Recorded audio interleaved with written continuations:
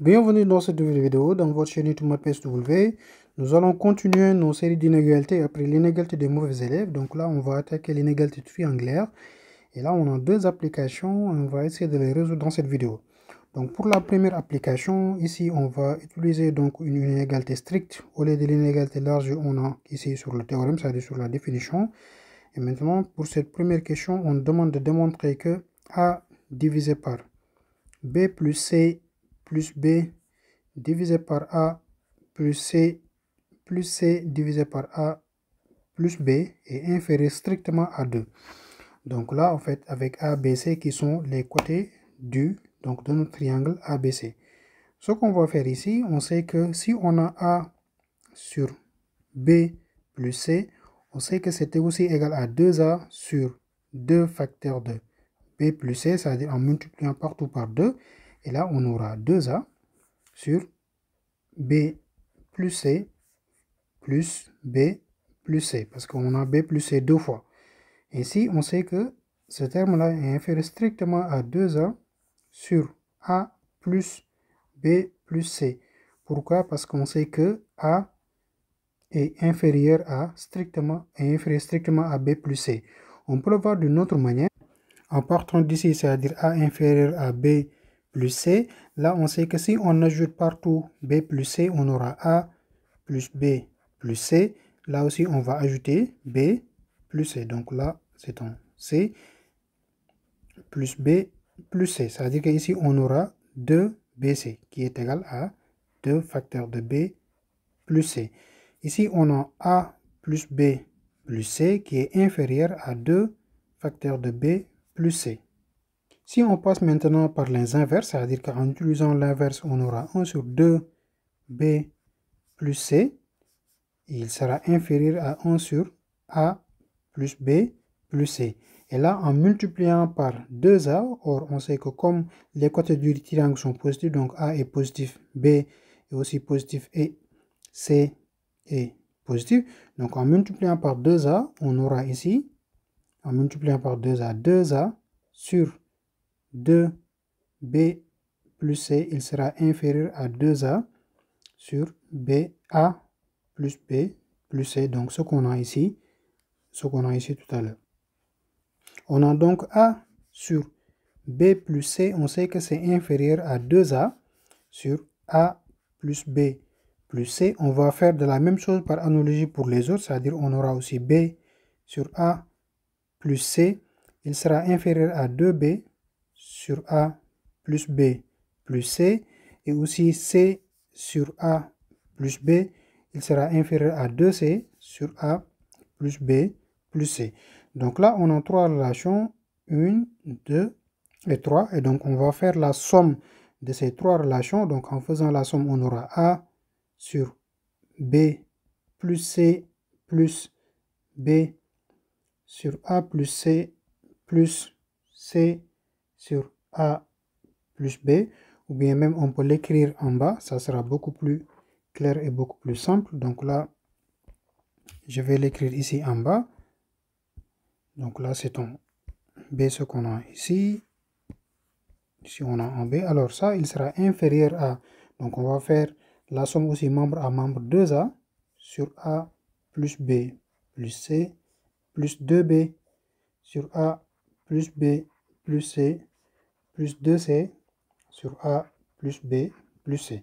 Donc ici, on remarque qu'on a un dénominateur commun. Alors, cette relation-là est égale à 2A plus 2B plus 2C divisé par A plus B plus C, qui est égal à 2 facteurs de A plus B plus C sur A plus B plus C, qui est égal à 2. Ainsi, on vient de montrer que A divisé par B plus C plus B divisé par A plus C sur A plus B est strictement inférieur à 2. On peut regarder maintenant la deuxième relation. Qu'est-ce qu'on demande de montrer? Donc là, on demande de montrer que pour tout point du plan OA1, A2 de l'espace, on a la norme du vecteur OA1 plus la norme du vecteur OA2 est inférieure ou égale à la norme du vecteur OA plus OA1 plus OA2 plus la norme du vecteur OA1 moins OA2. Donc c'est ce qu'on va essayer aussi de montrer en utilisant l'inégalité triangulaire. Donc là, ce qu'on doit montrer, c'est la norme, donc pour la deuxième question, la norme du vecteur OA1 plus la norme du vecteur OA2 est inférieure ou égale à la norme, donc la somme des deux vecteurs, OA1 plus OA2, plus la norme de la différence des deux vecteurs aussi, OA1 moins OA2. Donc, comment nous pouvons montrer cela? Ce qu'on va faire, on va partir d'abord du vecteur OA1. Donc, on a le vecteur, donc on peut choisir ici une autre couleur. Donc, on va partir de la norme du vecteur OA1. On sait que c'est égal à la norme de 1 demi de OA1 plus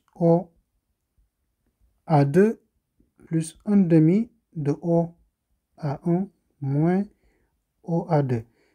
C'est-à-dire qu'ici, en prenant 1 demi de OA1 plus 1 demi de OA2, ça va nous donner le vecteur OA1, et 1 demi de OA2 moins 1 demi de OA2 qui est égal à 0. Donc, c'est comme si on n'a absolument rien fait.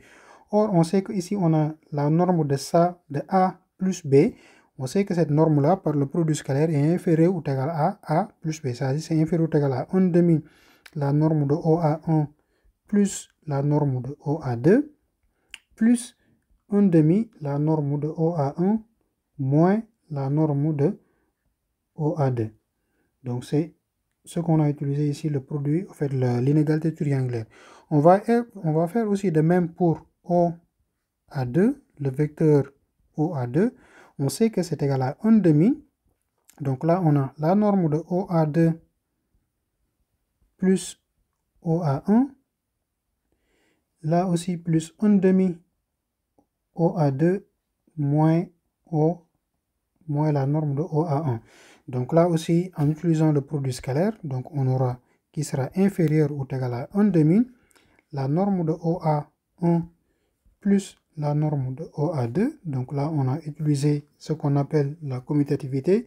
Donc on peut utiliser aussi dans les normes. Ici aussi, 1 demi la norme de OA1 moins la norme de OA2 vecteur. Ainsi, de ces deux relations, donc la relation 1 et la relation 2, qu'est-ce qu'on aura en faisant la somme norme de OA1 vecteur plus la norme de OA2 vecteur, il sera inférieur ou égal. Donc là, on a 1 demi et 1 demi de ça, donc ça sera 1 demi plus 1 demi qui est égal à 1. 1 multiplié par la norme de OA1 plus la norme de OA2, plus maintenant aussi 1 demi plus 1 demi qui est égal à 1, multiplié par la norme de OA1, moins la norme de OA2.